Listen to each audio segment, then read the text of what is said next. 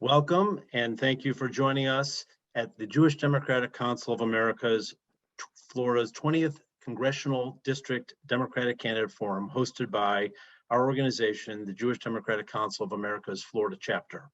My name is Ron Klein. I'm the chairman and one of the founders of the organization. I'm a former member of Congressman in the neighborhood of the District 20, having served in South Florida and Palm Beach and Broward counties with the people that you are going to hear about today, who are vying for the seat from Congressman Hastings, as well as a couple of our current colleagues. For those of you who aren't familiar with JDCA, Jewish Democratic Council of America, we were established 4 years ago as the voice of Jewish Democrats, advocating policies and electing candidates who share our Jewish community's values and democratic values. Those are policy positions that generally are inured into the Democratic platform, as well as support of the State of Israel. We're thrilled to be joined today by nine of the 11 candidates running in Florida's 20th Congressional District. Before we hear from each of these candidates running to succeed Congressman Elsie Hastings in this important race, I'm excited to turn it over to very good friends of our community, South Florida's community, and JDCA friends, Congresswoman Debbie Wasserman-Schultz and Ted Deutch. These are two of our local congressmen and women who have served with remarkable distinction from our communities for many years. We're very close friends with Congressman Hastings, and certainly have some opening thoughts to reflect on his legacy, as well as the significance of this special election. So I'll introduce first Congresswoman Debbie Wasserman-Schultz for a few minutes. Thank you so much, Ron. Really, and thank you for the opportunity to spend a moment honoring the legacy of someone who I really considered one of my dearest friends, and the epitome of what a mentor means. And I want to thank JDCA for inviting us to join today's candidate forum to discuss an important part of Florida 20's future, and that is who the next congressional leader is, and what their commitment to Jewish values is, and the U.S.-Israel relationship. I respect and have so much admiration for the elected officials that are running for this office, and some who are not elected officials already, I know, and some I do not. And just congratulations on all of your decision to make this race. But it is really critical that our elected leaders understand the issues that are important to Jewish voters, like ensuring Israel's security and combating anti-Semitism. But first, of course, we can't talk about the next congressional leader of this district without honoring the legacy of someone who so many people on this call revered, Congressman Elsie Hastings. Like all of you, I'm really still heartbroken by the loss of Elsie. In Congress, each of us lost a wise and patient and humane statesman, and our delegation lost a seasoned, thoughtful, and forceful leader. And personally, for me, I lost a treasured friend and someone who was a trusted teacher. As all of you know, Elsie loved the 20th District. From Belglade to Miramar, he was Florida through and through. He was an outspoken advocate, championing the rights of working class and folks who were just struggling to get by. He was an example of how one should legislate through the Jewish value of tzedek, or righteousness. He was also among Congress's most respected voices on the international stage, serving as co-chair of the Helsinki Commission, where he warned of the perils of anti-Semitism in Europe and across the globe. Elsie's public record was a lifetime of working for those whose voices were too often unheard, something that the Jewish community understands deeply at its core. And when it came to Israel, there was no one that championed our cause like Elsie. He did not just vote to promote the U.S.-Israel relationship. It was a part of who he was. And I know I speak on behalf of our entire community when I say that he leaves behind a great legacy and big shoes to fill. And that's why today's discussion is so vital.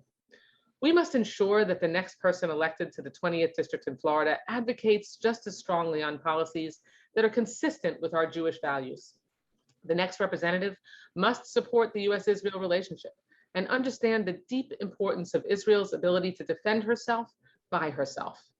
Whether it's ending the epidemic of gun violence, fighting climate change, ensuring accessible, affordable, quality healthcare, combating anti-Semitism, and of course, a strong US-Israel relationship.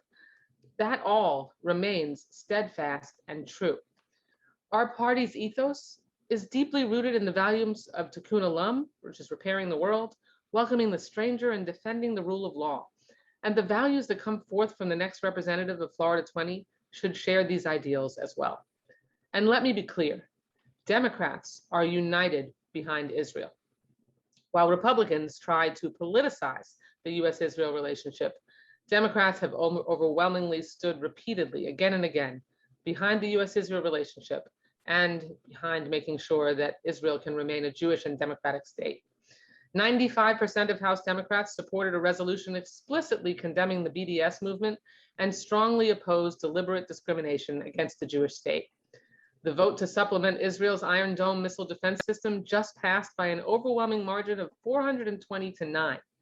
And so a candidate from Florida 20 must be unwavering in their dedication to Israel's safety and security. That would be an inextricable component of honoring the legacy of Alcee Hastings and thinking about how to fill his unfillable shoes. I look forward to hearing from the candidates this afternoon, and I thank JDCA for organizing such an important and timely conversation. Thank you so much. Thank you, Congressman Wasserman-Schultz, for the beautiful words of the legacy of Alcee Hastings. Congressman Ted Deutch, thank you so much for being part of this session today and also giving your introductory words.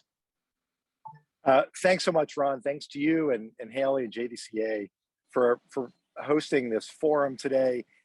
I'll just follow Debbie by making a couple of quick observations. First of all, as Debbie says, we continue to miss Alcee every day in the House. We just left the House floor where I know I speak for Debbie and so many of us, we walked past the seat that was Alcee's, the place that we knew we could sit down next to him to pick his brain, to look for advice and guidance, to share what we were hearing in our own district or in other parts of the country about the future of our country.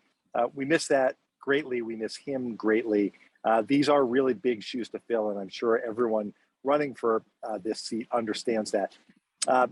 For my time in Congress, my district has bordered Alcee's, and we shared so many of the same values. It's the values that Debbie describes. It's the values that motivate so many people who are involved in JDCA and so many people in the Jewish community who are involved in politics. We're committed to racial justice. We're committed to fighting for gun safety prevention measures that can help keep our communities safe. We're committed to fighting climate change. We're committed to making sure that our immigrant community is respected and valued and appreciated for the diversity that it brings to South Florida. These are the things that Alcee and I stood for, that Debbie and Alcee and I all worked so tirelessly to advance. But it is, and I'll just finish with this, and Debbie made this really clear. The thing about Alcee that was so special for anyone who's on this call, who's involved in JDCA, the thing that really motivated Alcee was his recognition that the Jewish community and the Black community, when working together, were so much stronger than either on their own. And that in standing up for our progressive values, it was only going to help advance those values to stand together. That's what Alcee led on. That's what he did when he brought together our communities in Congress for so many years. And that was true on all of the issues that matter to our communities. And there is, as Debbie said, there was no greater champion for the US-Israel relationship than Alcee Hastings, who understood that supporting Israel was a key part of his progressive values. Like Debbie, I miss Alcee every day, and I know how talented the candidates are, and I know that you understand how difficult it is to succeed somebody as remarkable as Alcee Hastings. But I'm grateful to all of you for participating in today's program. I wish you great success as we go forward, and ultimately to the person who will win this race and have the opportunity and the privilege not just to represent your community, but to succeed the great Alcee Hastings. Please know that Debbie and I and our colleagues stand ready to work side by side, just as ALSI did with us for so many years. Thanks again to JDCA for doing this. Thanks for giving me the opportunity to join today. Thank you, Congressman Deutch and Congresswoman Wasserman-Schultz. Very inspiring words, and I hope our candidates who are participating today are inspired by those words and feel energized to respond to the questions today and run their campaigns accordingly. I'm now going to turn it over to Lauren Baer, our Next Gen board member, who's going to introduce our candidates. Lauren? Thank you, Ron. I want to echo your thanks to Representative Wasserman-Schultz, Representative Deutch. We so appreciate you joining us here today on a day that we know that you are voting in the House, and want to also thank you for the work that you do every day in Congress, fighting for our Jewish and our democratic values. Thank you both also for so eloquently speaking about the legacy of Representative ALSI Hastings, who I also knew personally as such a mentor and someone who provided great guidance to me in my own congressional run.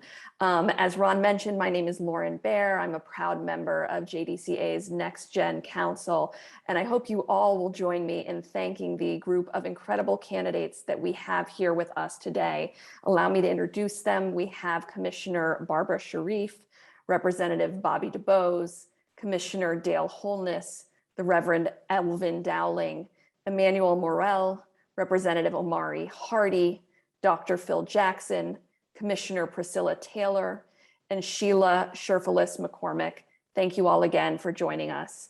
Now, because there are so many of you here with us today, we have some ground rules for this forum, which I will review with you now. First of all, under the rules of this forum, candidates should not engage in back and forth with one another. This is not a debate. Each candidate question will be directed to all of the candidates, and your answers should be directed towards the audience, not to one another.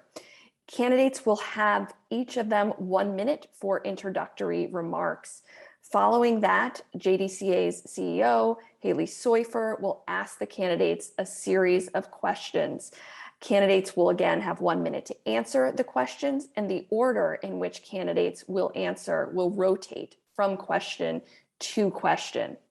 Following these 1 minute questions, candidates will answer 2 speed round questions where we're going to ask you to give a 1-word answer. And then after the speed round, we will have the candidates answer 1 to 2 audience questions. For those of you in the audience, we encourage you to submit any questions that you have to info@jewishdems.org. Again, that is info@jewishdems.org. All questions that you submit must be directed to all 10 candidates. You cannot ask a question just of 1 or 2 specific candidates. Again, another reminder, there are no rebuttals, and you should not direct any comments or answers at other candidates. Please only address the audience. We will close out our forum today with 1 minute closing statements from all of the candidates. Before we get started, I just want to remind you that in order to stay on time here, we'd like you to strictly adhere to the time limits. When your time is up, a sign will appear for you, candidates, on the screen. With the sign, we ask you to kindly complete your sentence. If you continue speaking past that point, you will hear this ring.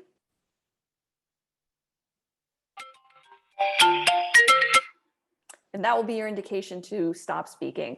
So we will be enforcing this in a strictly in order to ensure an equitable forum where we can hear the most from all of you.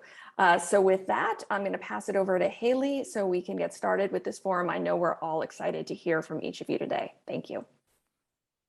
Great. Thank you so much, Lauren. Thank you to Ron and to Congressman Deutch and Congresswoman Wasserman-Schultz.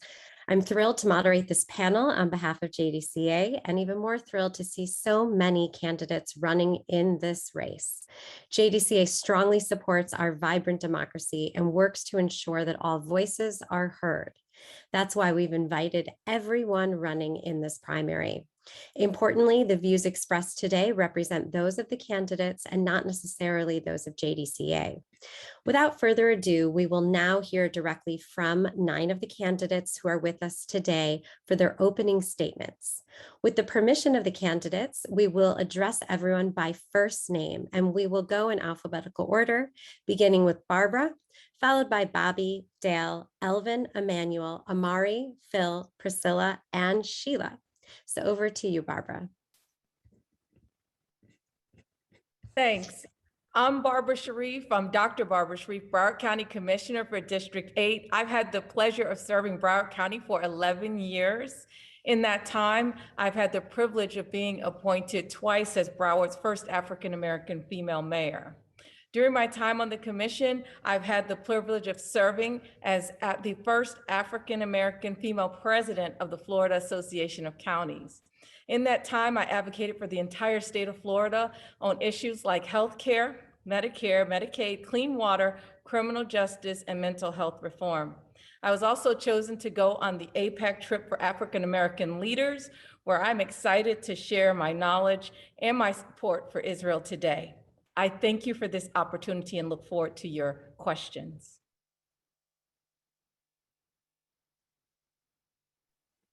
Great, Bobby. Thank you. Thank you for the opportunity. Thank you for the platform. Thank you, JDCA, for allowing us to address you. I'm State Representative Bobby DuBose. I currently serve as a Democratic leader in the Florida House of Representatives.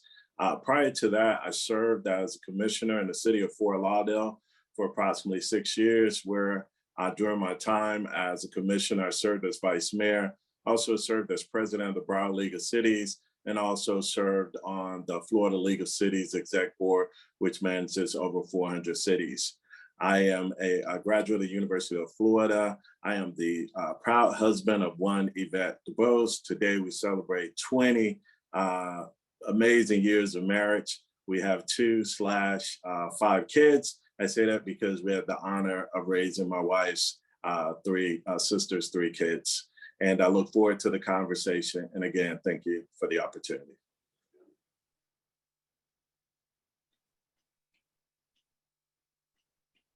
Dale.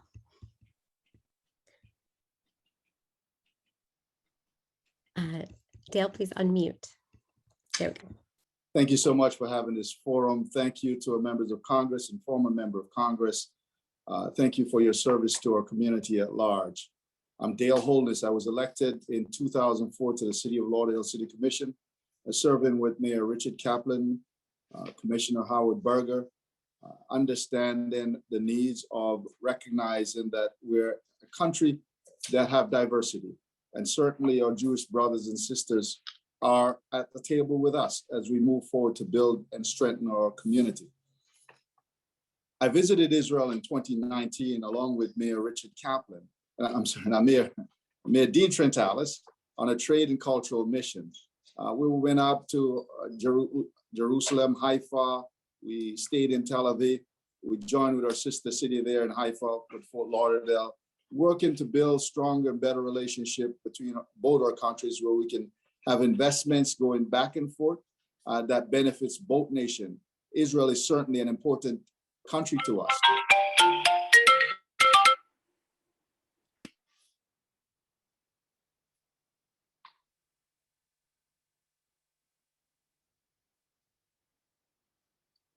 Hello, everyone. I think it's on me. My name is Reverend Elvin Dowling, and I'm privileged to be here this afternoon. I had the privilege of working for Congressman Alcee Hastings many years ago in his Capitol Hill, Washington, D.C. office. I think the most important thing that you should know about me is that I am committed to making sure that the Judeo-Christian values that we hold dear are continued in this seat in the United States Congress. I have had the opportunity to serve as Chief of Staff for the National Urban League. I also had the opportunity to be nominated this year for a Pulitzer Prize on a book on what it means to be an African-American male in today's 21st century America, a book that I had the privilege of writing with Congressman Alcee Hastings. I look forward to the conversation today. Thank you very much. My name is Elvin Dowling, number 2 on your ballot, number 1 in your heart. Emmanuel. Thank you so very much for having me. It is a pleasure to be with you today. I'm asking the JDCA to join me in this endeavor to make sure that African Americans receive reparations for slavery, because Jews have always been fair in this endeavor. Germany started making reparation payments to Holocaust survivors back in the 1950s and continues to make payments today. Germany has paid in excess of $700 million to the Claims Conference, which handles the payments. So I do ask the JDCA to join me in this endeavor. Things cannot change and will not change until American slaves who worked for 300 years for free receive their due. So I ask you to please join me, because I know you will. Okay, we just ask everyone to please mute. We will now hear from Omari. Hi, thank you for bringing us together. My name is Omari Hardy. I serve currently in the Florida House of Representatives. I'm actually Zooming to you from what is clearly not the Ritz-Carlton in Tallahassee, because we have work to do on behalf of the people of the state of Florida this week in committee. I represent District 88 in the Florida House of Representatives. That encompasses much of the urban and inner city spine of the county. Many of the folks I represent are not just people of color, but working class people. And that's the background that I come from. I grew up in Fort Lauderdale. Both my parents were educators. After graduating from the University of Miami, I followed in their footsteps and became a classroom educator myself. And I moved to a town called Lake Worth that, was really not doing right by poor and working class people. And so I ran and won by just 18 votes. And since then, I've been working really hard to fight the good fight for the underserved in our community. I've done that at the local level. I'm doing that now in the Florida House of Representatives. And I think at this moment, which is a pivotal moment in history, that we need Democrats who are going to stand up and fight back on behalf of our rights. Thank you. Thank you. We will now hear from Phil. Yes, I'm Dr. Phil Jackson, retired United States Navy veteran and retired college professor and dean. And I'm ready to serve now as your next Congressman District 20. My platform includes increasing the average Social Security benefit to $2,000 per month and making the $300 per child tax credit permanent. These are sensible measures that would help lift our families out of poverty. My platform also includes support for the Haitian, Cuban, and Israeli people, and a path to citizenship for our undocumented friends and neighbors. In regard to climate change, there's no greater challenge before us than climate change, and we have to reach net zero emissions by 2050.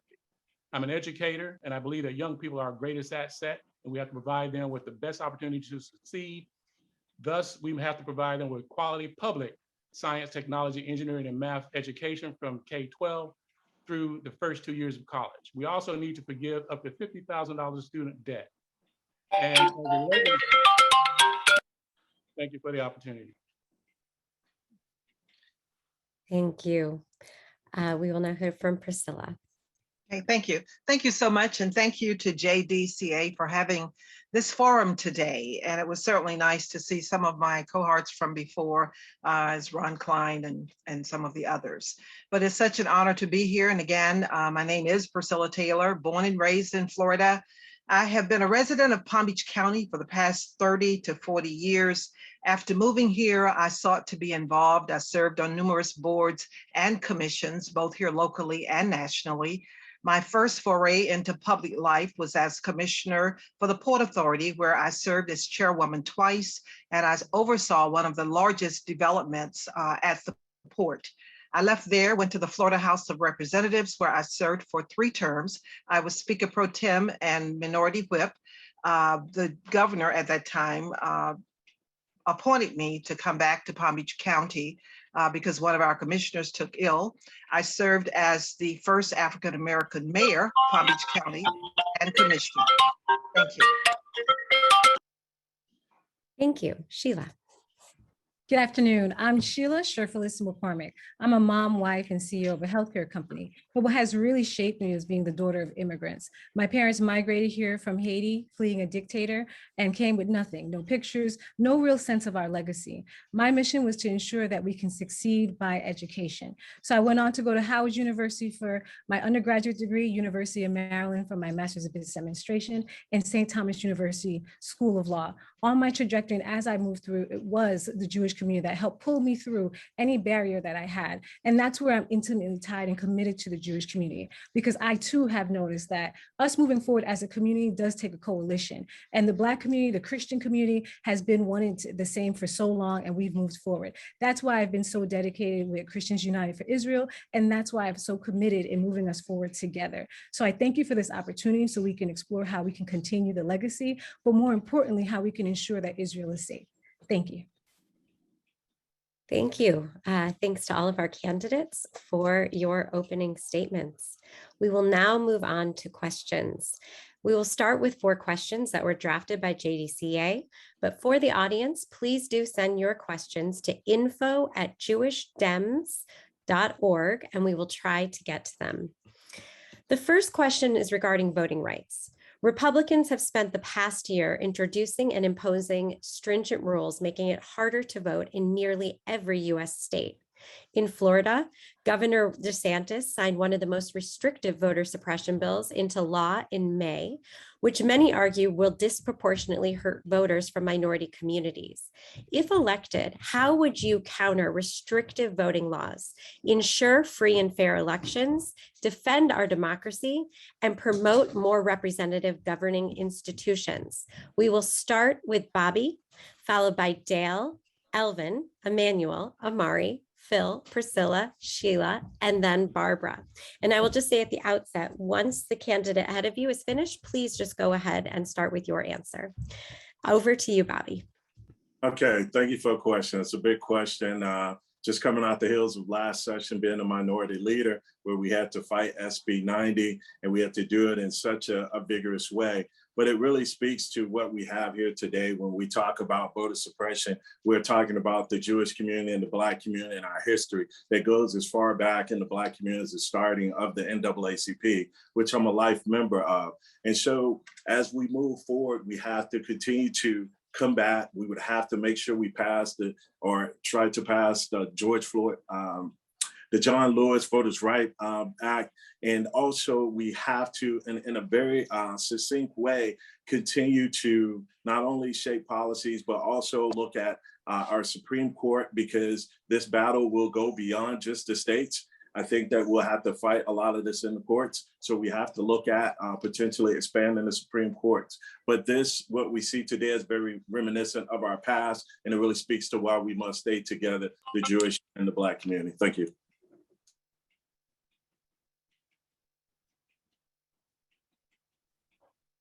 Certainly passing the John Lewis Voting Rights Act is at the top of the list of what we must do. And ensuring that we have judges in place that understand the importance of inclusion in everyone in voting. It is the tool that we use to determine how our country is run. And the more people that are at the table voting, the better off we are as a nation. And that's proven over and over again. We also must work hard to put people in office that are gonna follow the law and ensure that we're inclusive and not be divisive, and use voting rights as a tool to win elections. I've worked tirelessly within the Democratic Party to get Democrats elected at the presidential level since 1984 with the election for president there, and continue to today. Getting more Democrats elected is essential. A noted concentration camp survivor, Martin Niemöller, once said that first they came for the socialists and I didn't speak out because I wasn't a socialist. Then they came for the trade unionists and I didn't speak out because I wasn't a trade unionist. Then they came for the Jews and I didn't speak out because I wasn't a Jew. And then they came for me, and there was no one left to speak out for me. The issue of voting rights is something that I have worked my entire life on as chief of staff for the National Urban League. I also sued the governor of Florida for not making sure that our voting rights were protected in this race. When everyone else remained quiet, I spoke up. I said to the governor, he is wrong. I sued him in federal court to make sure that we protected the voting rights of 802,000 people in this district. I will continue in that vein if you give me the privilege of serving. Emmanuel.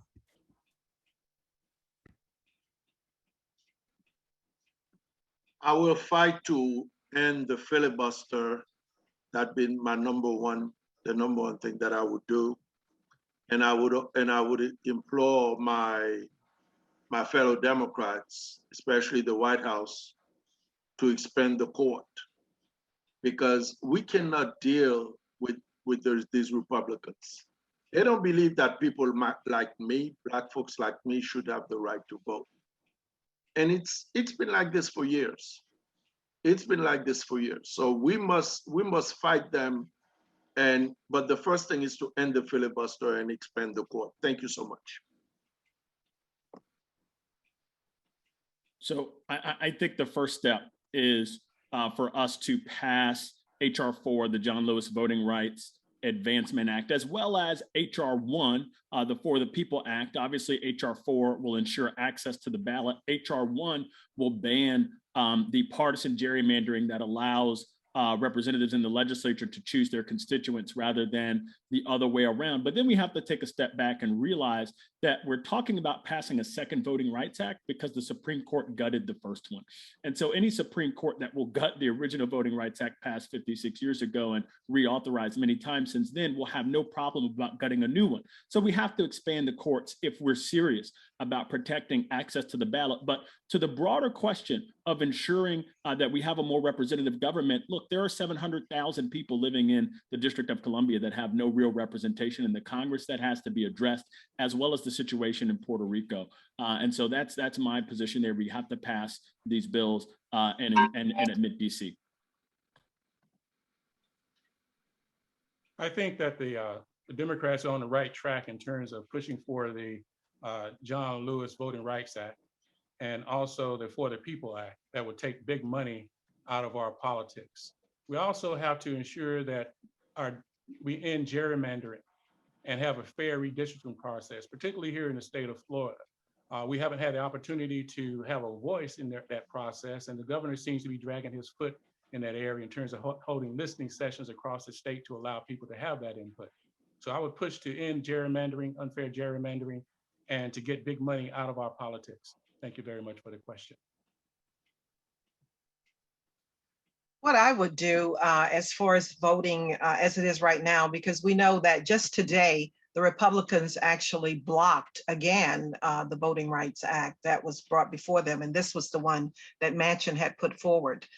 Short of the filibuster, having the Supreme Court to side with us as far as making sure that HR 1 and HR 4 are something similar to that is passed, then we have to be proactive and make sure that we register and have as many people as possible in line to vote. What they're trying to do is to put it on the state government. And we know what they're also doing is trying to layer the state government so that any success that comes out of voting, that it can be overturned. So we must get people in office, state, local, and federally, to support the voting rights that we're trying to put forward. But we must get people registered to vote. And right now, unless we get that filibuster overturned, it is going to be very difficult for us. Thank you.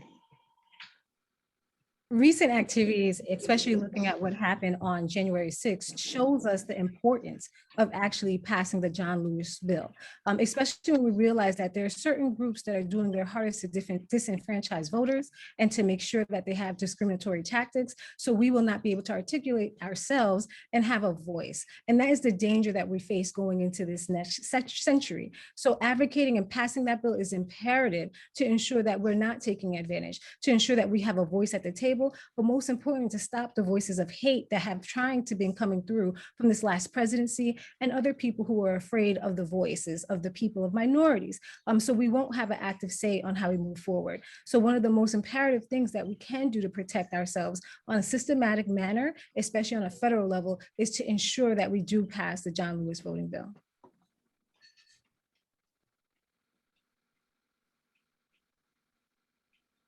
So the first thing that we need to do is, yes, vote for the John Lewis Voting Rights Act, HR 4, as well as HR 1.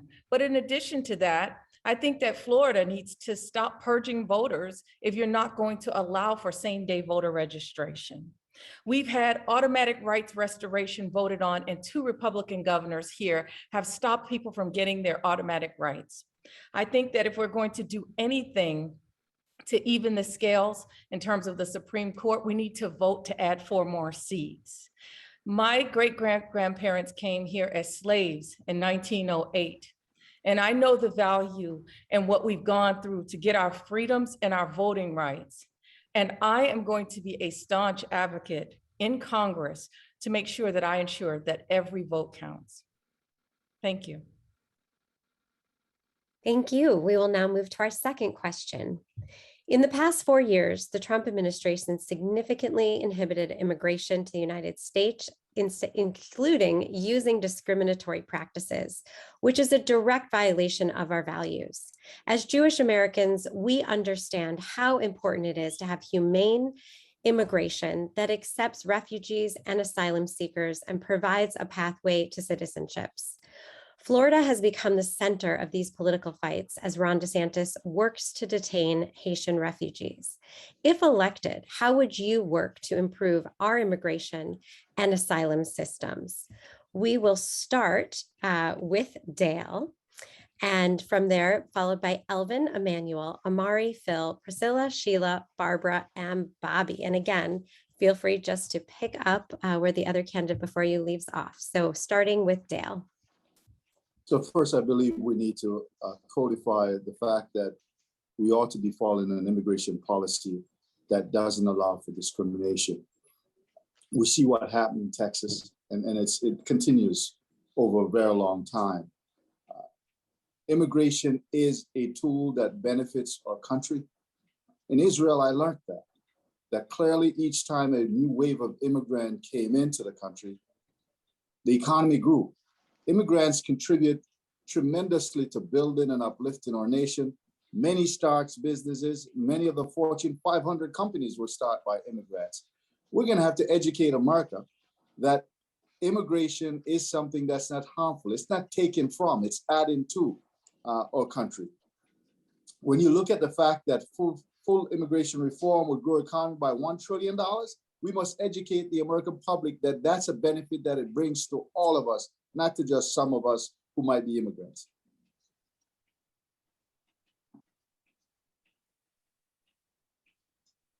I believe that we ought to get rid of all Trump-era immigration policies that negatively impact people of color. To be clear, without question, there have been questionable things that have been going on along the border down in Texas, and the time has come for us to say enough is enough. We also have an immigration problem that has been brewing right here in South Florida. In the city I live in the city of Miramar, we have a immigration and customs enforcement station where we have people who are undocumented that go in and they do not come out. I believe that the time has come for us to have a pathway to citizenship for our neighbors who have been here working hard and playing by the rules. I showed up at that ICE enforcement center and raised my voice against the immigration challenges that we have been experiencing then. I will continue to do it if you give me the privilege of serving in Congress.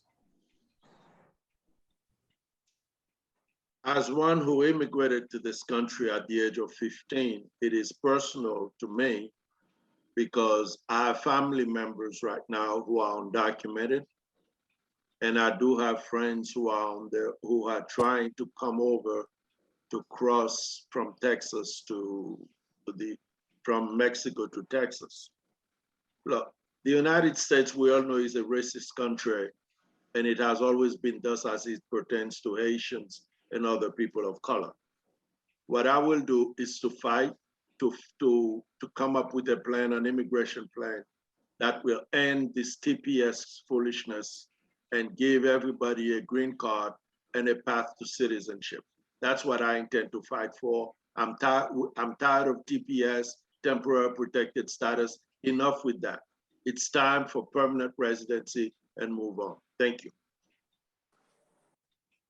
So the first thing that we should do is stop using Title 42.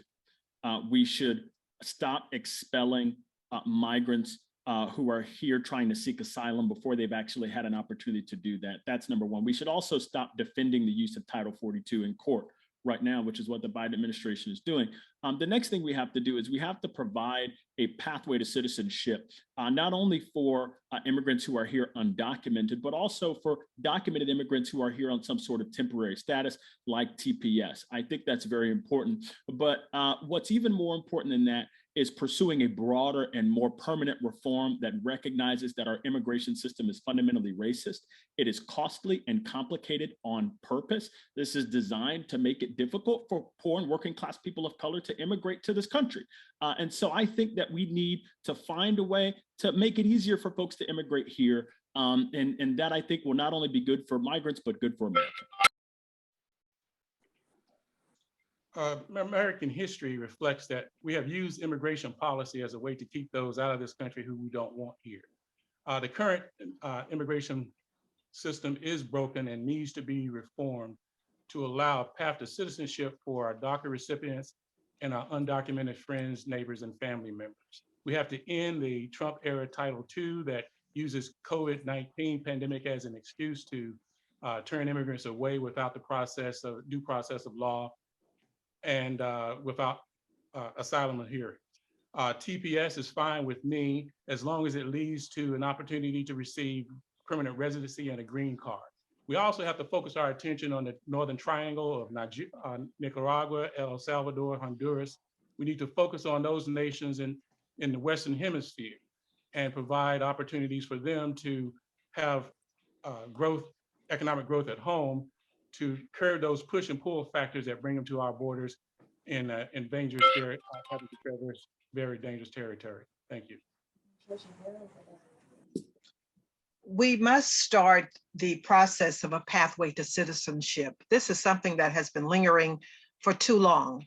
I also feel that our asylum rules need to be changed. I would work to have an amendment to that rule so that we not only give political asylum, but also economic asylum as well. Because right now, what is being said is that we bring people in if there's political injustice, but not economic, which we see right now with what's happening in Haiti, that certainly is a problem. We also need to hire more judges and more people working in immigration so that people can move through the system quicker, because right now we don't have enough people, judges are not there, so people actually linger too long. So if we are able to do those things and have the asylum rule change, which to me is the biggest thing that can make the biggest difference, we are certainly going to need to start immediately working on the pathway to citizenship. We definitely have to address the disproportionate treatment of Black immigrants and asylum seekers that we've seen historically happen, especially when it comes to the Haitian community. In our district, we have very large numbers of people in the Haitian community, and the Haitian communities do need people to stand with them and leaders to stand with them. So we have to address the issue that's going on right now, which is what we're asking for, is for them to end the use of Title 42.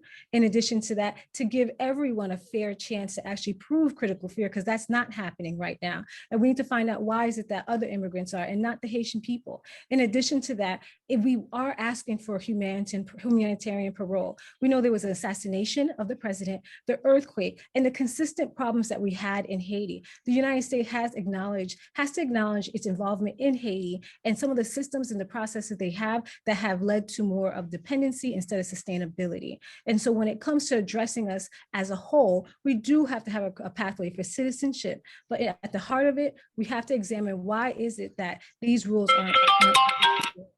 Thank you. So what I think we need to do, first of all, and what I would vote to do, is to do away with Title 42. I grew up in Miami at a school called Morningside Elementary. In 1977, we had an influx of Haitian immigrants here in South Florida, and the treatment has continued to be disparate from that time to now. If we can continue to have political unrest and economic issues in Haiti and not be able to treat them with the same respect and decency that we've treated other countries such as Cuba with, then we're going to continue to have these problems. The other thing that we need to do is provide a clear path to citizenship Stop TPS. We know that the problem is permanent, so we need to give them a permanent path. And then the last thing that we need to do is have the United States Citizenship Services hire more people to process applications. We need a more expeditious process than a year or even 2 years in some cases. Thank you. Thank you. When we talk about immigration, I mean, it's clear we need complete reform. We need to get rid of Title 42. And we talk about all these things, and we can create the perfect immigration system. However, the big issue and the question as well is discrimination. And that's where the problem lies. And that's where we'll continue to have the problem until we address the discrimination which is at hand. And again, you know, when I reflect on the relationship between the Black community and the Jewish community, historically, we've shown together, we have fought discriminations on all fronts. So when we look at these issues, we can't just look at them in silos. We got to think of them in a very comprehensive way. And although we can put policies to reform, but the bigger issue is discrimination. And it's not just in one community, it's in several communities, and it's in several aspects throughout this country. So as much as we need to do those things to reform, we need to focus on the discrimination thing.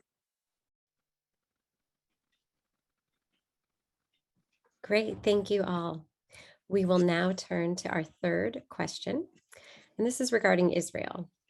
JDCA supports the 10-year U.S.-Israel Memorandum of Understanding that was signed by the Obama-Biden administration in 2016, providing for $38 billion in military assistance and life-saving missile defense programs. We also strongly support U.S. aid to the Palestinians, as well as funding for the Iron Dome, which we have seen become especially relevant as the House overwhelmingly voted to resupply the Iron Dome in the aftermath of rocket fire from Gaza in May. 3 questions for you all. 1, do you support U.S. aid to Israel pursuant to the Memorandum of Understanding? 2nd, do you support the additional $1 billion in funding for the Iron Dome? And 3rd, do you support continued U.S. aid to the Palestinians? We'll start with Elvin, followed by Emmanuel, Omari, Phil, Priscilla, Sheila, Barbara, Bobby, and Dale. We'll also put these questions in the chat for you to make sure that you get it all. But again, the first question was, do you support U.S. aid to Israel pursuant to the MOU? The second is, do you support the additional $1 billion for the Iron Dome? And the final one is, do you support continued U.S. aid to the Palestinians? Elvin. Yes, yes, and yes.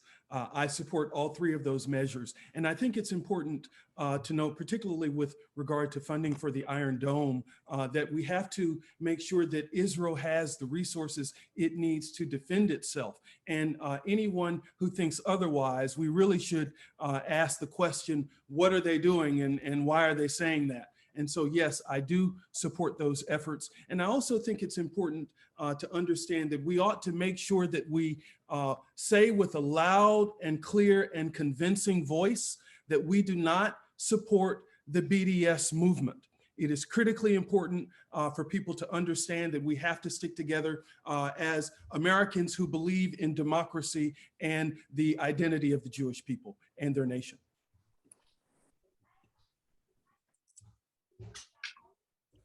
The answers are yes, yes, yes. And I wish, I have said this numerous times before, that any attack on the state of Israel is an attack on the sovereignty of these United States. Why do I say that? Because Israel is our baby. We must always stand with Israel, and we must also support the right of the Palestinians to a homeland. Thank you so much.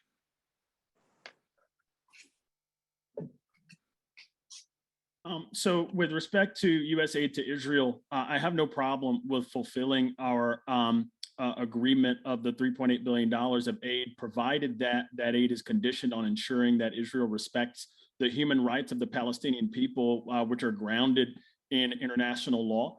I understand that that is a controversial view in some areas, but I believe it comports with our shared values. In addition to that, I do not support the additional $1 billion of aid specifically for the Iron Dome. And it's not because I don't support the Iron Dome, or it's not because I don't support Israel's right to defend itself. This is not a matter of whether Israel has a right to defend itself. It's a matter of who and how this self-defense should be financed. Israel is capable of funding this additional expenditure on their own. And certainly given that we've already provided $500 million for the Iron Dome this year, I don't think it's unreasonable to ask that they take care of this.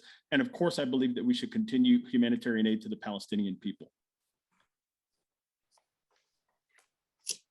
Yes, I do support the original MOU of $38 billion at a rate of 3.8 every year for 10 years. I also support the joint work that we're doing on the Iron Dome. I lived and worked in the Science and Defense Corridor of Maryland and DC for 7 years. And I did get an opportunity to visit some of the facilities where defense weapons of this type are manufactured, as a member of the Northern Maryland Technical Council and the Cecil Leadership Group. And I do support Israel in that. I support the work that Abbas has been doing. Benny Guest has been doing in terms of speaking with Abbas on the matter of continued support for the Palestinians and our support for the Palestinians as well.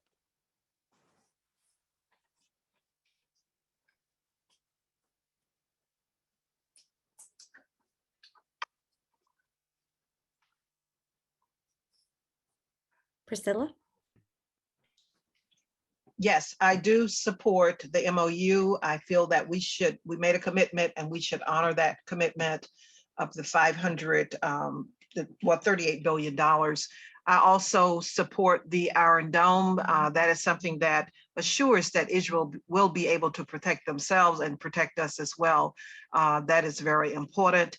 I support Israel being able to take care of itself with the help of the United States being their backer, because Israel is very important to the United States.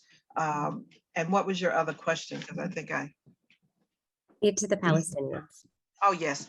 I think that we should support the Palestinians as far as humanitarian rights. The United States should always make sure that humanitarian rights are protected.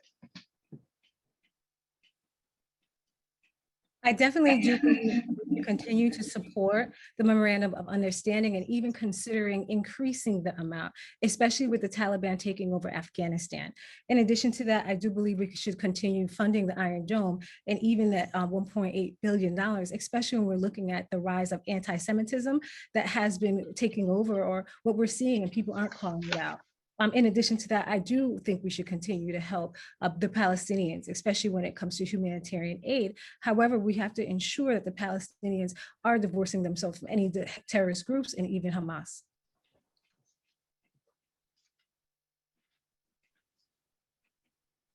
I support all three, and let me tell you why.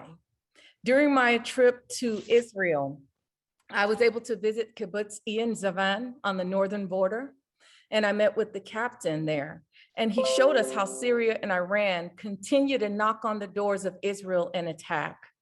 I went to Kibbutz Kfar Aza and the southern border, and I watched the piles of mortar shells in the kibbutz, and knowing that the children there only have 2 minutes to get to a bomb shelter before it hits. I know the intensity of the Palestinian versus Israeli relationship and what that means to America having to support peace, because Israel is the glue that's holding the Middle East peace together. We must continue to support Israel.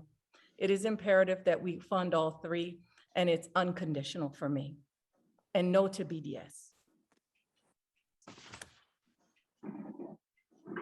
Thank you. And the quick answers are yes, yes, yes.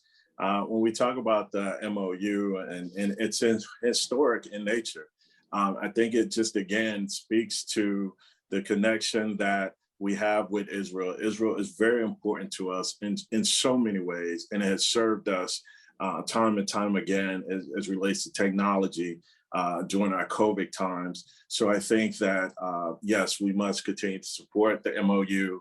The $1 billion, I think, for what we get in return on our investment is nothing. And also you cannot love someone unconditionally and put conditions on there.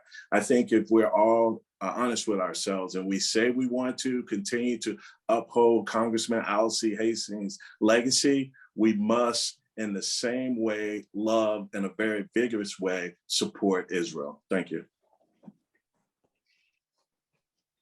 Yes, I support our 10-year commitment.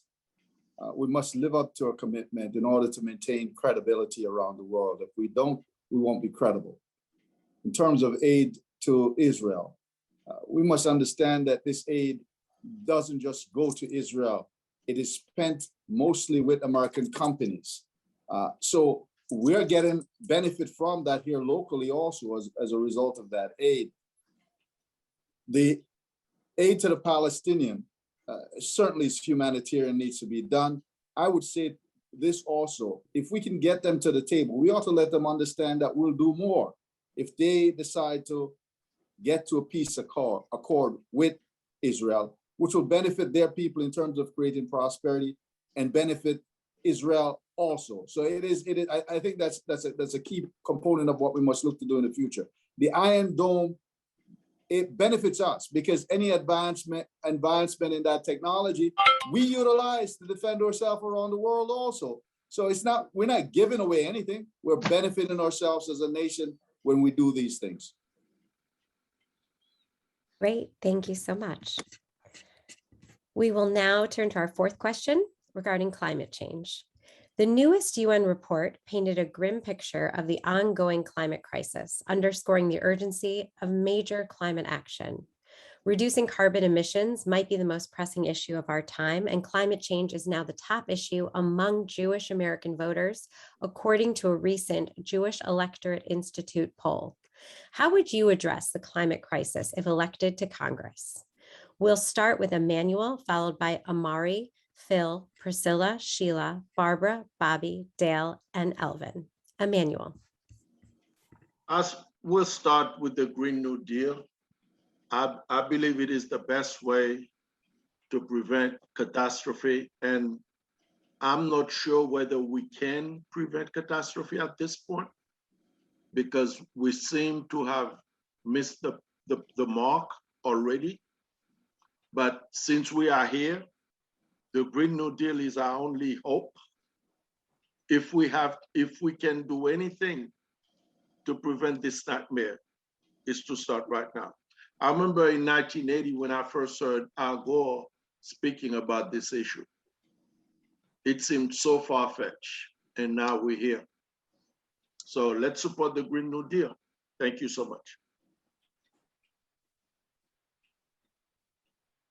Yes, so I support the Green New Deal as well, primarily because I believe it's the only plan that will mobilize this country with respect to the scale, scope, and speed that is necessary to avert a crisis if it is at this point avertible. And I think it does so obviously by doing two things. It not only puts us on a path to lower our greenhouse gas emissions and get to net neutrality within a time frame that will allow us again to avert that crisis if we can, but it also creates millions and millions of green jobs, and it addresses the fact that as we transition away from fossil fuels, there are some people who are going to be economically affected. And in order for this plan to be practically viable, we have to make sure that these folks are taken care of and that they understand that there's something in it for them. That's why there is, for example, a federal jobs guarantee in the plan. That's why there is, for example, a guarantee of healthcare in the plan, because there are lots of folks who are going to wonder as we transition away from fossil fuels, what's in this for them. That's why I support the Green New Deal. I think it's necessary.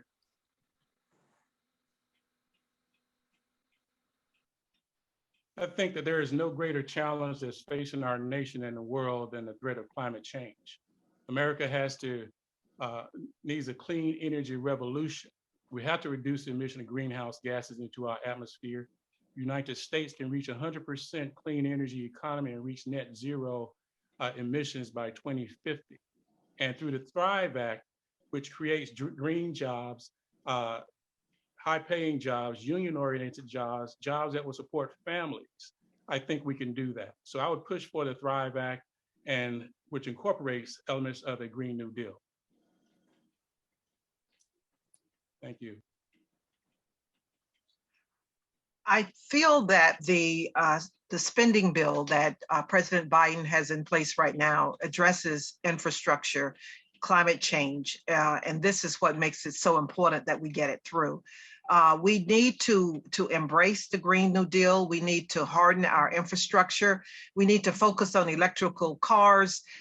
We need to do everything that we can to change the environment so that we will not have to deal with what's going on now with the flooding, with the large hurricanes. And I also feel that we have probably gone far, almost too far, in order to turn back to correct some of the things that's happened.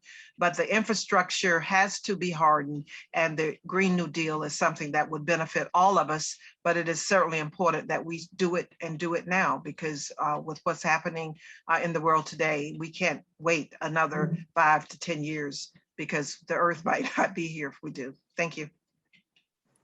President Joe Biden's Build Back Better plan, it's a great plan, and the Thrive Act is a great plan, but it doesn't move forward quick enough and doesn't allocate enough funding to do what we need to do. When we're looking at carbon emissions, we need more of an aggressive program that can actually build a foundation so we can start transitioning as a community and as people. There are a lot of benefits to both of these plans, especially the Green New Deal, because we do see jobs, and our district is positioned to acquire them with some of the infrastructure money for education. But the most important thing here is really going to be, how do we live, breathe, and even water conditions in our district? And that's why we need to be aggressive. And the most aggressive plan is the Green New Deal. And that's what I support with 110%. And we can't be afraid to move forward when it comes to climate change, because we are starting late. We can't be afraid to support an aggressive plan because we actually shelter that burden, not having access to clean water, having water issues, and even how we're thinking about the rising sea levels. So we need to be aggressive, and whoever is going to represent this district and District 20 must be able to stand up and do it aggressively.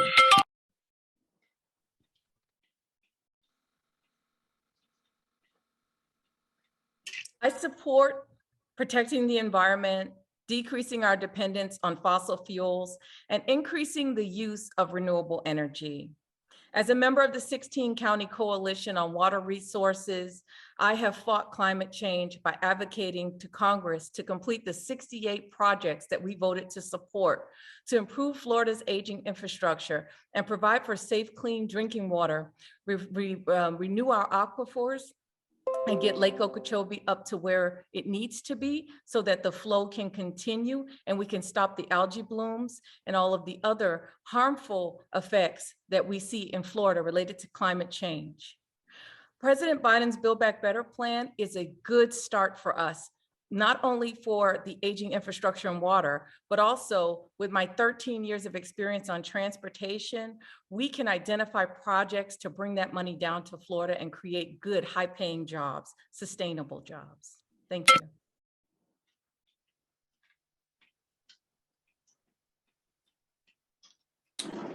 Thank you. Climate change is real, and I'm glad to see that the conversation is growing. We have to decrease our carbon footprint, and the Biden administration is taking a step in the right direction, but the sense of urgency is now. There's not enough that we can do because our future generations depend on how we act now. We must also, when we look at climate change and our environment, I think what we definitely need to prioritize is our water source. Too often we do talk about it and it's mentioned lightly, but water is becoming like the new gold.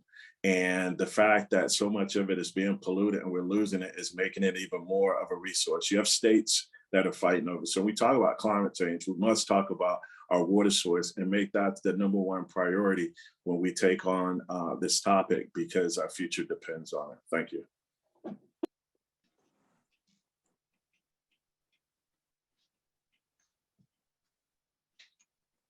Dale? Certainly, climate change is the most pressing issue that humanity faces today. In order for us not to become extinct, we must do this with urgency. Developing new technologies to deal with this issue will benefit our country, will benefit the world, in fact, and will grow our economy, create jobs. Elements of the Green New Deal and certainly the Build Back Better plan from President Biden will help us move in that direction. But we individually need to really be at the forefront of leading this effort also. And in Broward County, we are leading that way. We are now getting electric buses. We are retrofitting our buildings to ensure that we're dealing with this issue. And I think we need to build incentives in also for local governments and corporate entities to look to see what they can do to help us move in this direction as rapidly as possible. I support the Green New Deal. I support the Thrive Act. And so I suspect that there's not going to be much difference in terms of the candidates on these issues. But let me just say this. I believe that it is important for us as a district and as a representative to be able to show that we have demonstrated our impact on the environment. I have worked on environmental issues most of my life. I drive an electric car and have a solar roof. And so these issues are very important to me. I will also be someone who advocates for the importance of making sure that we have environmental justice in our district. We have significant and material challenges going on in the Glades, particularly with regard to clean air. And I will make sure that I fight to make sure that environmental justice is on the table for the people of the 20th District. Thank you. We will now move to a speed round before we take audience questions. The first, again, these are speed round questions, so we would like a yes or no answer. The first question is as follows. Do you support cuts, conditions, or any restrictions to U.S. aid to Israel? We will start with Omari, followed by Phil, Priscilla, Sheila, Barbara, Bobby, Dale, Elvin, and Emmanuel. Omari. Yes. Phil. I'm sorry. No, I do not. Priscilla. No. Sheila. No. Barbara. No. Bobby. No. Dale. No. Elvin. Absolutely not. Emmanuel. No. The second lightning round question is as follows. Do you support the global boycott, divestment, and sanctions, or BDS movement? We'll start with Phil. No. Priscilla. No. Sheila. No. Barbara. No. Bobby. No. Dale. No. Elvin. Hell no. Emmanuel. No. Omari. Yes. Okay, we will now transition to the audience questions. And thank you so much for everyone who sent in questions. We have received quite a few and we've combined them into topics. We'll take two of these. The first is on anti-Semitism, white supremacy, and racism. In recent years, we have seen a startling rise in racism, anti-Semitism, hate groups, domestic extremism, and white supremacy, which former President Trump refused to condemn and instead incited and fomented, culminating in the January 6th insurrection. If elected, what measures would you take to combat rising racism, anti-Semitism, domestic extremism, and white supremacy? We will start with Phil, followed by Priscilla, Sheila, Barbara, Bobby, Dale, Elvin, Emmanuel, and Omari. And I think that was the order for the last one, but let's just go with it. Over to you, Phil. That's what I would do is I would encourage cooperation, greater cooperation between the Jewish community and the African-American community by bringing us together on a regular basis to focus on these kinds of issues and to put forth an agenda that could be submitted to Congress in the form of legislation. We have worked together for many years, particularly during the civil rights movement, to work against those injustices, anti-Semitism, anti-Zionism today. and racism. And we can continue to do that and to rebuild the strong relationship that we have enjoyed in the past under my leadership. Thank you for the question. Any type of hate crime is certainly something that is not acceptable. I do feel that we need to increase monitoring of these individuals like the KKK or the white supremacists as to what they're doing and monitor them so that we can have adequate reporting of what they are doing. I also feel that the federal government needs to certainly increase the degree of crime so that we can hold someone accountable for what they are doing. We have the online problem now with the Facebook and the Twitter, which we need to rein in so that any hate crimes or any indication that something is being planned that is of a hateful nature will be addressed. Sometimes it's a little late when we address it on the back end, but if we get up front with it and start monitoring these individuals and these links to crime, then we can perhaps get control of it. Thank you.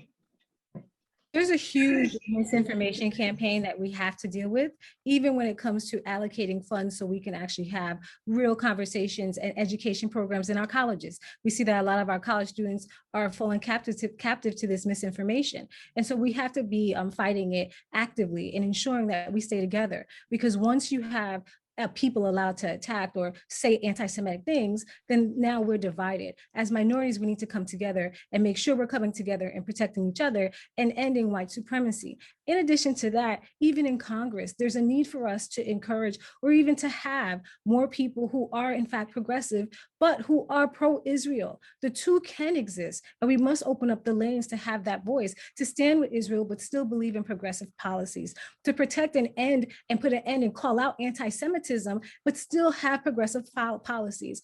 Our relationship is so intimately tied for the advancement and the end of inequality that we have to be able to stand forward and move our nation forward and protect Israel.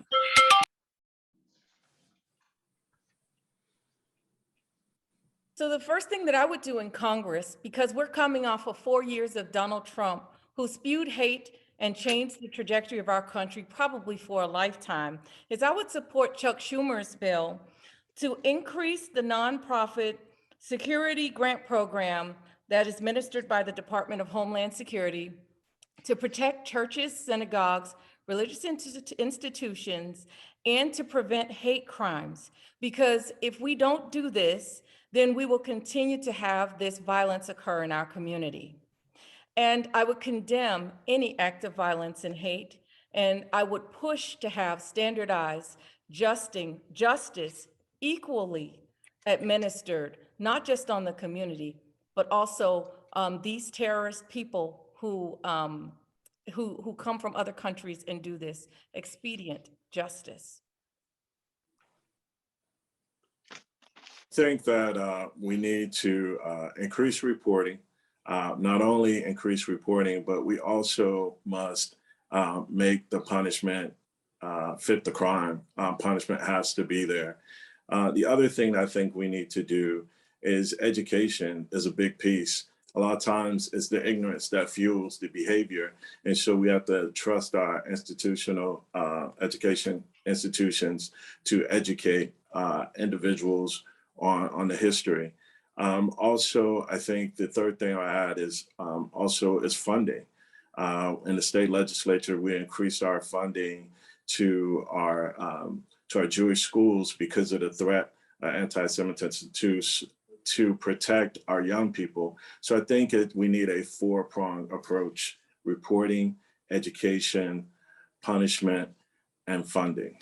Thank you. Yes, I certainly will speak out and stand against these individuals, these groups that are perpetuating these acts, and also ensure that there's adequate funding to track and monitor these individual and groups.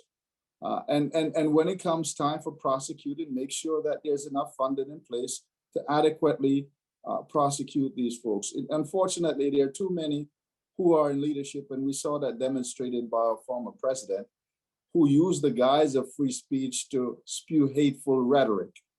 They must be condemned and condemned loudly to ensure that the world knows that we will not support these kind of acts that discriminate against individuals based on their ethnicity, religion, or whatever other things that they might want to try to use to divide and separate us as a nation. E pluribus unum, of many one, is what we must live to on a constant basis.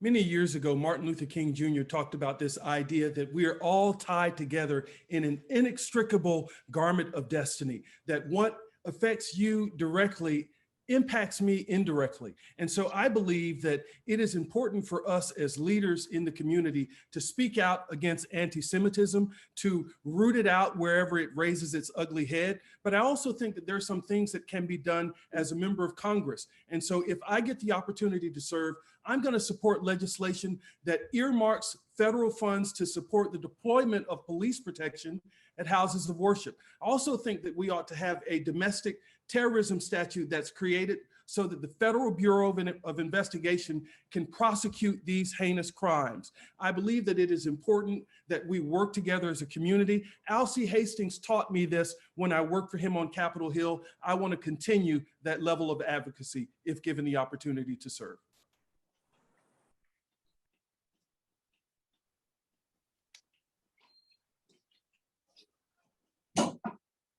We must neutralize the head, which is Donald Trump, and the flocks shall scatter.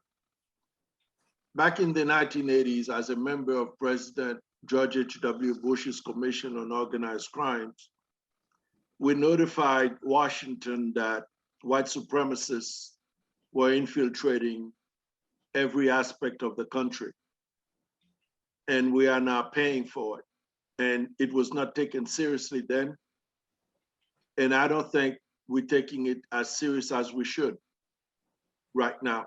Donald Trump is to be neutralized. Until that is done, we're not going to deal with this issue. Thank you so much.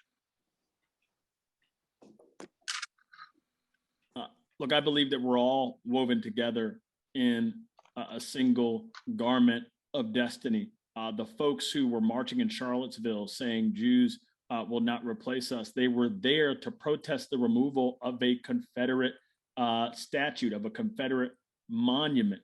And I would also be remiss if I did not mention that the folks who pushed these so-called anti-critical race theory issues on our school boards have now caused school administrators, and I believe we all saw the administrator in Texas that believed that this anti-critical race theory law obligated her to expose children to Holocaust denialism, which is vile anti-Semitism.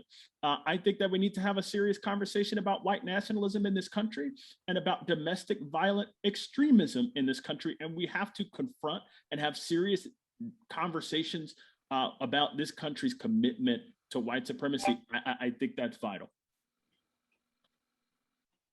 Thank you. We will now turn to our final question, which will be followed by short closing statements. This question is on reproductive justice. Recently, the Supreme Court decided to allow a Texas anti-abortion law to stand. It will soon hear a new case that could potentially have implications in overturning Roe versus Wade. And many Jewish Americans are deeply concerned that reproductive rights are under serious threat. Now other states, including Florida, are considering similar legislation banning abortion. The right to choose is a fundamental value and priority of Jewish Democrats. What is your view with regard to abortion justice? And if elected, what would you do to protect reproductive rights? We'll start with Priscilla, Sheila, Barbara, Bobby, Dale, Elvin, Emmanuel, Omari, and Phil. Priscilla. Thank you. The right to choose is very important. I don't go as far as the abortion, but I do feel that a woman has the right to choose whatever she's going to do with her body. And you're absolutely correct. With this Mississippi case coming up, we don't know how the Supreme Court is going to rule. This is when you think that perhaps the Supreme Court should have more people so that we can get rid of the majority that they have right now, because it's if in talking to others and listening to what's happening, it sounds like there is a great possibility that they will overturn it. I just feel that what we've got to do is to stay focused on what is going on. If they should overturn it, then certainly the courts will be involved and there will be lawsuits filed. And if I am in Congress at this time, I certainly would be one of the ones who would be pushing for that to happen, short of getting the Supreme Court balanced in a different way. Federal government must protect the women's right to choose and realize why. We see that the reason why they're even thinking of these steps, and it's based off of sexism anyhow, of someone else telling us what to do and imposing their rights and not letting women actually choose their own well-being. In addition to that, we have to understand that this is not just an opportunity for us to protect the people in the states by having a federal law in place, but it is an opportunity also to address the failures in women's health, especially when it comes to minority women's health. A lot of the women in our district cannot have access even to mammograms. And for years, we've actually funded those mammograms. A lot of the women in our district don't even know how to access healthcare. And so we have an opportunity right now to rewrite women's health rules and even regulations based from a woman's point of view. And that's what's been lacking historically in healthcare and even in any conversation when it has to do with a woman. So now that we have more women here, we need to be able to have someone who can advocate and change the rules and make them equitable for women all over. So we're no longer having to subscribe to what men think. As a doctor of nursing practice, 28 years in healthcare profession, I know what lack of access to care looks like.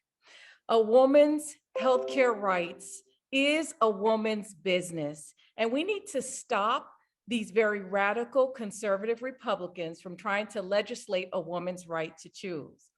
If in Congress and when I get to Congress, I'm going to support Nancy Pelosi's Women's Health Protection Bill, because I believe that that bill is comprehensive and it covers everything that a woman needs. Additionally to that, we need to increase the Supreme Court justices by 4 so that we can stop destroying the rights of women here in this country.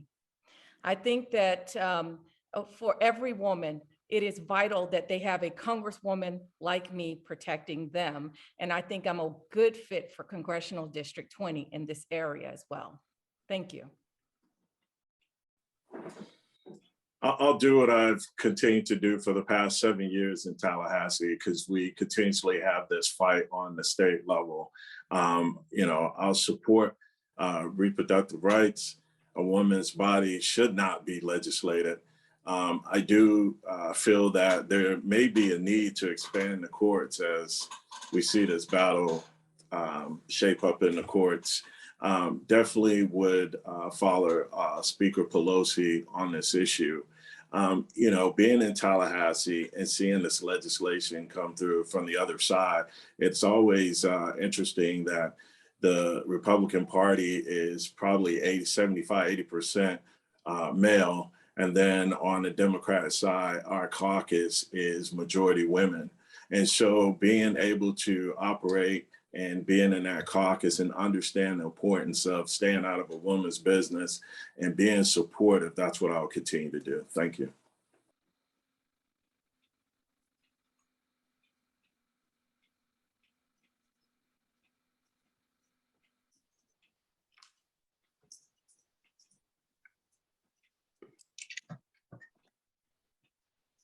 A woman's right to choose should be just that, her right.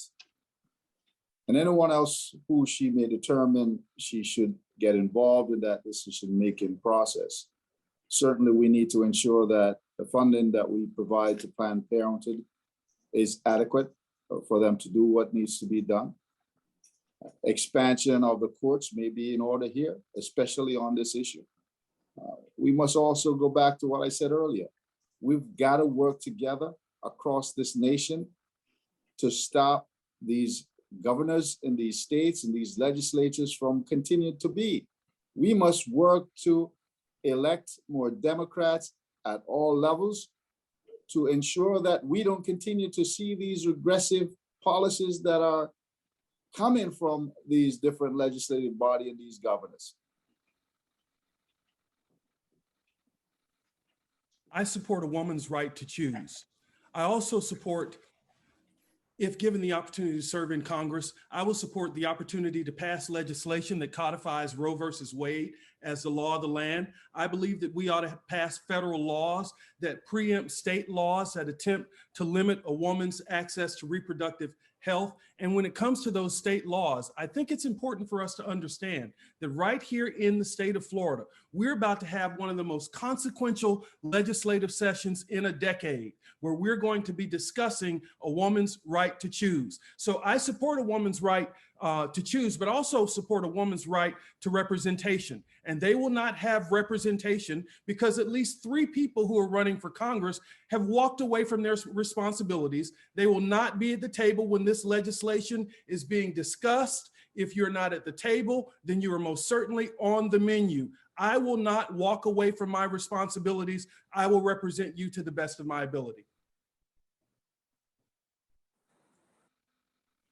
I believe in a woman's right to choose. The issue that we have in this country, we have a bunch of folks with small brains trying to educate us as to what's right. They love to say that Judeo-Christian values. They just don't know that ancient Jewish writings clearly state that until a baby was able to breathe by himself, he was not considered a human being. So these are folks who really don't know much, but they are religious zealots, and they are as dangerous as the Taliban in Afghanistan. Trust me on that. Thank you.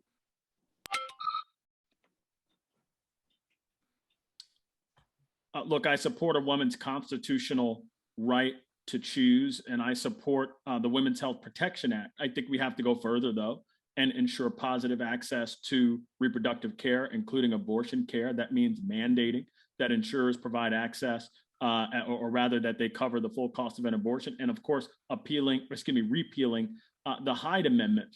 I will go further, though. We have to recognize why we're even having a conversation about this.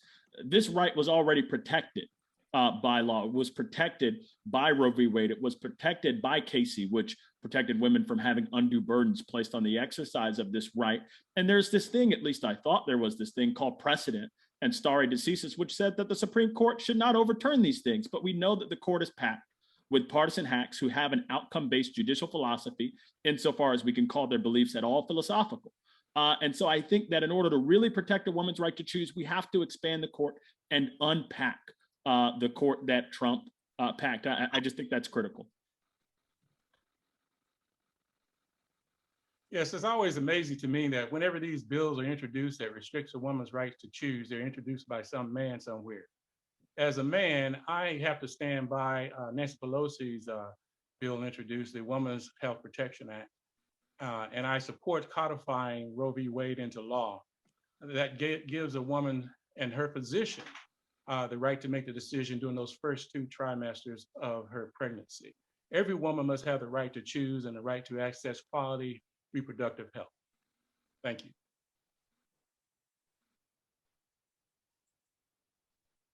Thank you all.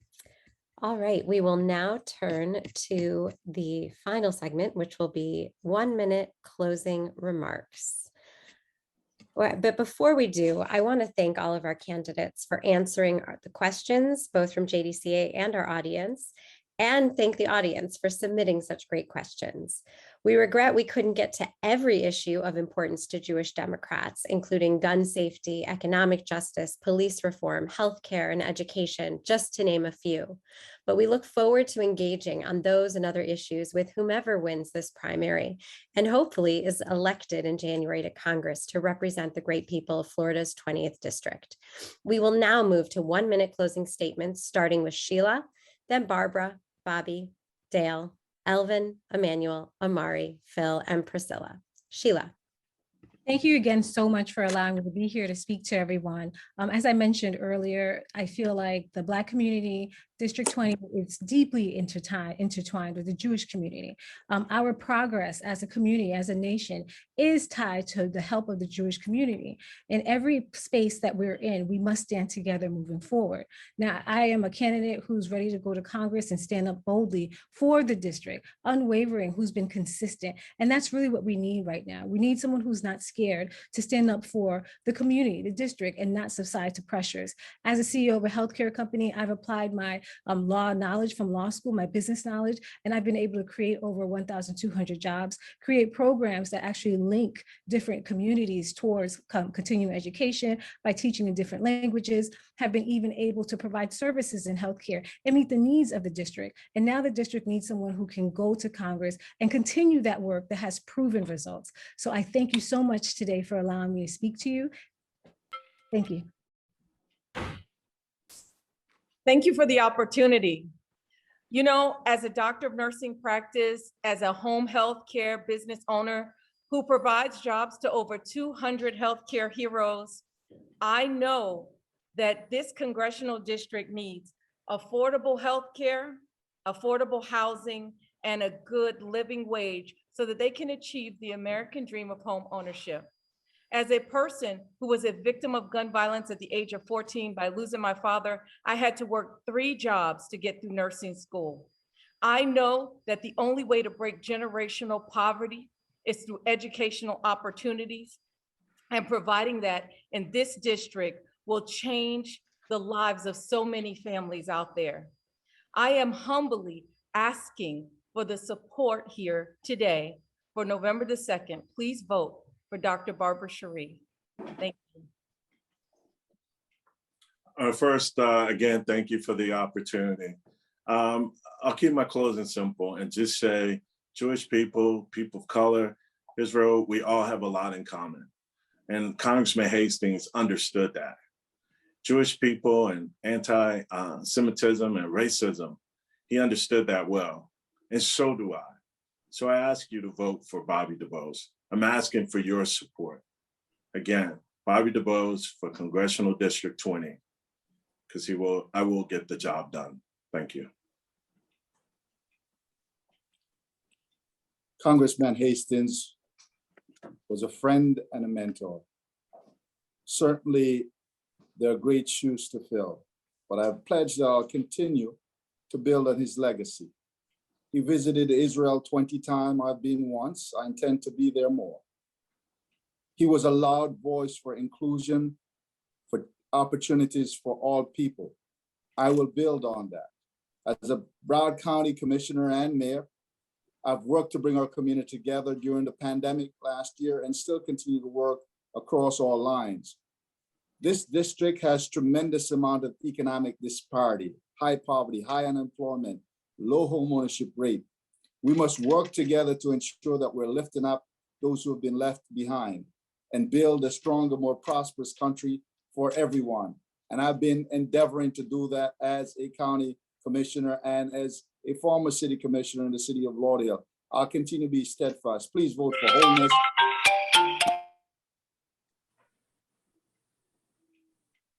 Thank you all very much for the opportunity to speak with you today. My name is Reverend Elvin J. Dowling. I'm number 2 on the ballot. I hope number 1 in your heart. I had the opportunity to work for Congressman Halie Hastings for many years ago in his office in Washington, D.C. I've had the privilege of serving as chief of staff for the National Urban League. I've had the opportunity to be nominated for a Pulitzer Prize and won 6 International Book Awards. But at the end of the day, this race really isn't about me. It's about you. It's about your hopes, your dreams, and your future. And so what I want you to know is that I'm going to wake up every single day and fight for the values that you hold dear. I will stand with Israel on the issues that matter most. I understand the importance of sticking and staying and not going away. And I want to ensure you that I will fight for you every single day. My name is Elvin J. Dowling. I would be honored to have your vote. Thank you very much. Thank you so much for having us this evening. I must say to you that the reason that you should choose me is because I will always tell the truth. I will always tell you the truth.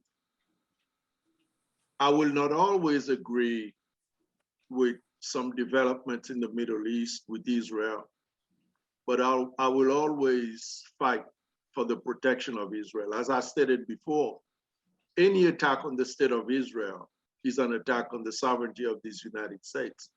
So you attack Israel, you attack us, and you get what you got coming. So, but I need you to join me. I'm asking my Jewish friends to join with us to bring an end to poverty in District 20. District 20 is one of the poorest in the country. Thank you. So first, I want to thank you all for bringing us together. And, I also want to address the obvious elephant in the room. As an idealist, I must believe that there is nothing incompatible about supporting Israel's right to exist and Israel's right to defend itself, and also supporting the inalienable right of the Palestinians, which are grounded not just in their humanity, but also in international law. As a Black man, I have asked people who are not of color to stand with me and affirm that my life matters. And what that means is that I cannot rail against a discriminatory criminal justice system in this country and ignore the fact that 500 to 700 Palestinian children are detained every year and prosecuted in military courts. I cannot decry just gentrification on Cis-Trump and keep my mouth closed about settlements. I can't talk about Flint, Michigan, and keep my mouth closed about the fact that many Palestinians don't have access to clean water. I have love in my heart for everyone here, and I will maintain open dialogue with the community. Thank you.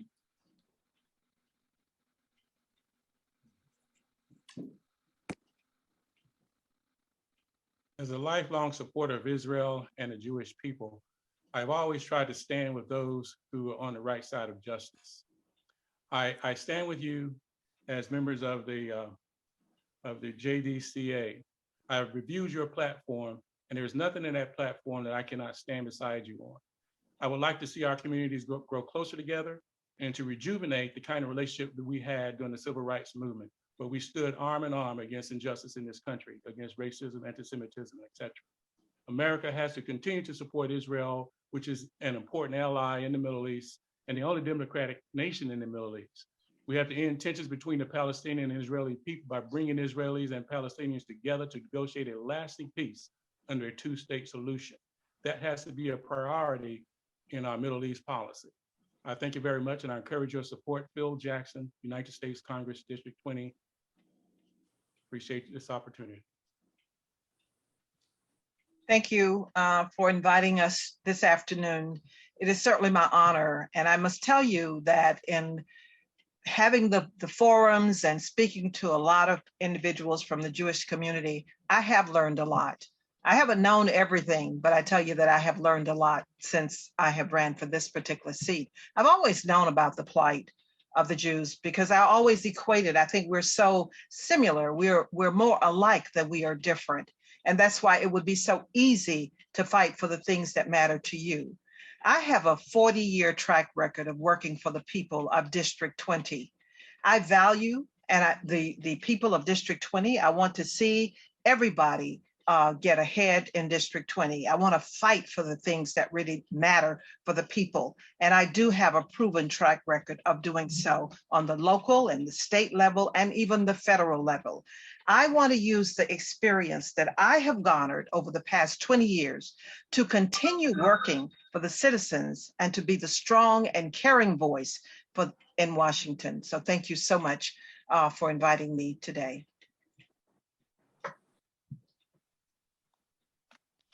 Great. Well, thank you all so much. I will now turn it over to JDCA's one of our chapter leads in Florida, as well as a member of our Next Generation Leadership Council, Brian Klein, to wrap up. Brian. Sure. Thank you all. It was truly wonderful and really appreciate everyone taking the time to have this conversation. Thanks. And my name is Brian Klein. I'm a JDCA Florida chapter lead and also a member, as Halie said, of JDCA's Next Gen Council. Just again, special thank you to everyone who participated and all of the candidates who were able to share their views with us today. Sheila, Cherfilus, McCormick, Reverend Elvin Dowling, Representative Omari Hardy, Commissioner Dale Holness, Dr. Phil Jackson, Emmanuel Morel, Commissioner Barbara Sharief, Commissioner Priscilla Taylor, and Representative Bobby DuBose. On behalf of the JDCA Florida chapter, we are thrilled to have hosted this Democratic Candidate Forum. Our Florida chapter volunteers worked tirelessly during the last general election and are committed to electing Democrats running up and down the ballot here at home. As a Floridian, I couldn't be more proud of today's forum, and I invite all of you to join our JDCA Florida chapter by visiting jewisdems.org/JDCA chapters Florida. There you can learn about all of our past and upcoming national programs, ways to take advantage on a range of issues that matter to us as Jewish Democrats, and information on becoming a JDCA member. I hope that you found something today, a candidate or an idea that inspired you. If so, please get involved. Our democracy hinges on involvement in politics. JDCA has not endorsed in this race, but we encourage you to support the candidate of your choosing and make a plan to vote in the primary election for Florida's newest representative to the U.S. Congress. Early voting begins October 23rd, and the primary is scheduled for November 2nd. The general election is on January 11th, and I want to reiterate, every vote matters in this critical primary. Finally, join us tomorrow, Thursday, October 21st, to get out the vote for Terry McAuliffe.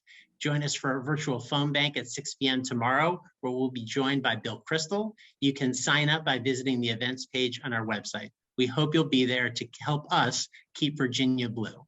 Thank you all. Have a wonderful night. And don't forget to vote on or before November 2nd. Thank you again to everyone. Thank you. Phil Jackson.